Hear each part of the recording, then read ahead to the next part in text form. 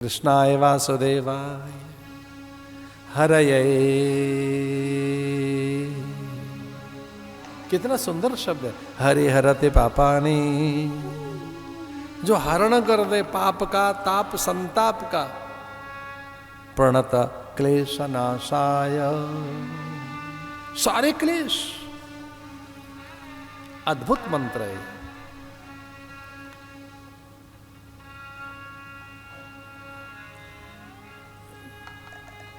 ये उस विपत्ति से भी दूर करता है मंत्र जो नाना प्रकार की और भी आपदाएं।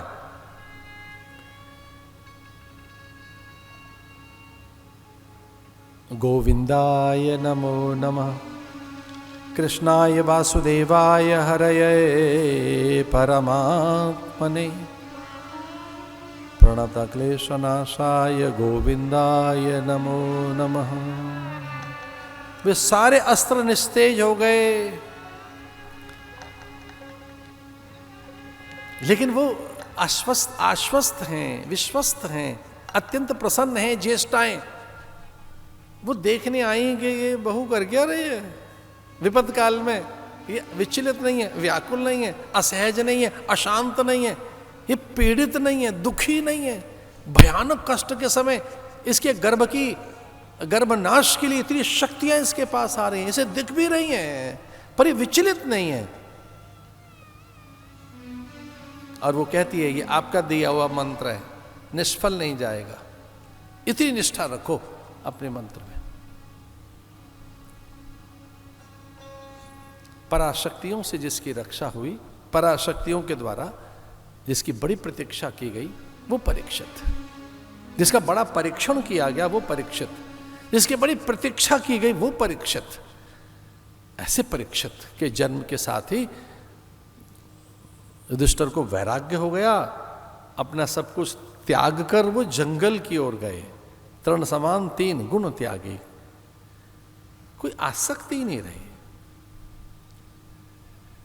जनांद बघिरा कृति, महतपो तप्पे माना, परिमिताहारा, एकांतशीली।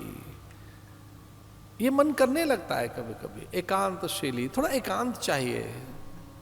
परिमिताहार, अब सूक्ष्म आहार हो, पवित्र विचार हो, ऊंचा चरित्र बनाना है, जीवन को थोड़ा और अच्छा बनाकर बिल्कुल पारदर्शी रखना है। कुछ लुकाव छुपाव दुराव नहीं, पूरी ट्रांसपेरेंसी के साथ जीना है, पारदर्शिता रहे, कुछ भी हमारे आसपास गलत न रहे। ऐसा अर्जुन, नकुल, भीम, सहदेव और द्रौपदी से कहते हैं युधिष्ठिर कि अब ये सब कुछ तो मिल गया, इसलिए इस पुत्र इसी को छोड़कर चल पड़ते हैं।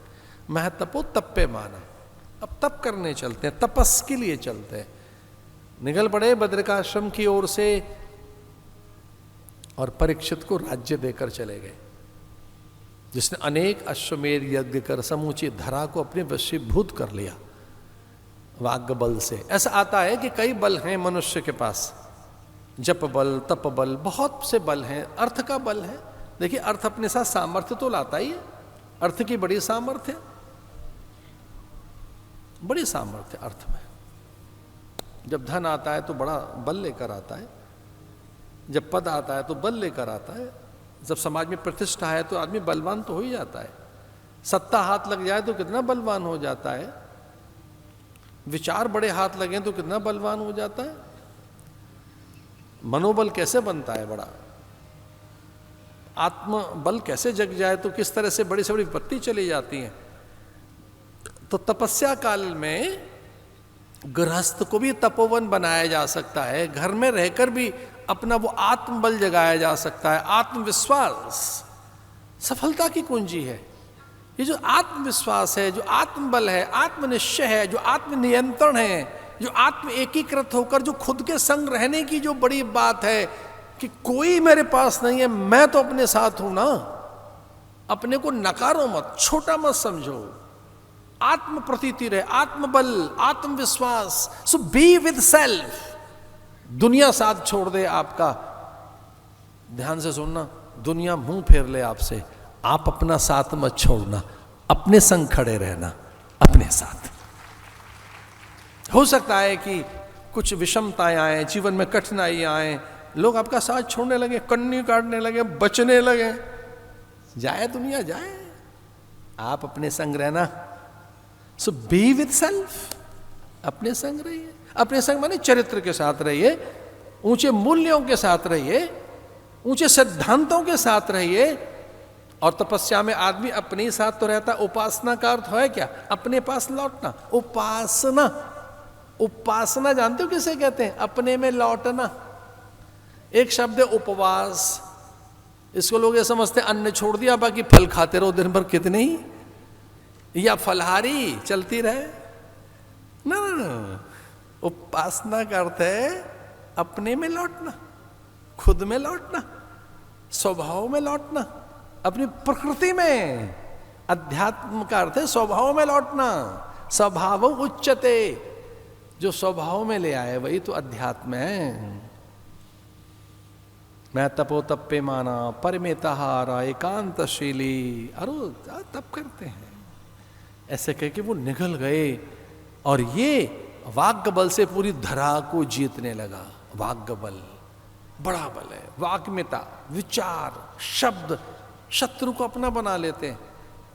बहुत धन देकर हो सकता है आप किसी को रिझा न पाए, पदार्थ देकर, प्रतिष्ठा देकर, लेकिन आपने अच्छी बात उसके लिए कह दी है तो आपका बन जाएगा। एक बात पे ध्यान देना, जीवन भर आप किसी के लिए कितना ही अच्छा करते रहो, बड़ा करते रहो, पर आपने कभी उसका अपमान कर दिया तो उसे कभी नहीं भूलता, आपके सहयोग को भूल जाएगा। आपकी बहुत सी चीजों का उसको विस्मरण हो जाएगा। आपके अपमान को नहीं भूलता आदमी, कभी नहीं। आपके शब्दों को नहीं भूलता। वो चुपते रहते हैं, वो रिसते रहते हैं, वो वुंड बना ही रहता है, वो ब्रूज बना रहता है, वो छिला हुआ सा घाव रिसता रहता है। आदमी पकड़ के रखता है शब्दों को।